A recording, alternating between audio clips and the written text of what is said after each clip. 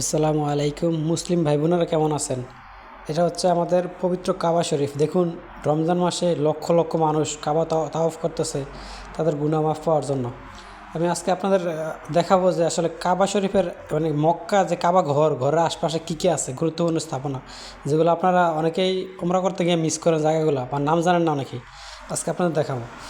তো প্রথমে আমি দেখাই যে আসলে কাবাঘরের সামনে যে কাবাঘরের যে দরজা আছে, দরজার সামনে দাঁড়ানোর পরে দেখবেন হাতের একদম একটু ডানে যে একটা সোনালী কালার গম্বুজ আছে। এই গম্বুজের নাম আসলে হচ্ছে মাকাম ইব্রাহিম।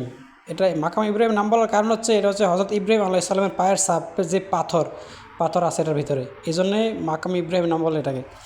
তো তারপর আপনাদের দেখাই যে আর কী কী আছে এখানে, যেটা আপনারা মিস করেন সহজে। কাবা শরীফের দরজার সামনে দাঁড়ানোর পরে হাতের বাম পাশে দেখবেন উপরে এই যে মক্কা ক্লক টাওয়ার, যেটা বিশ্বে পরিচিত ইতিহাস হিসাবে, মনে করেন মুসলিম হিস্টোরি হিসাবে সবাই চিনে। এটা মক্কা ক্লক টাওয়ার একটা অন্যরকম একটা তৈরি আর কি মুসলমানদের। তো এটার যে ঘড়িটা আছে, ঘড়ি হচ্ছে মনে করেন স্বর্ণ দিয়ে তৈরি।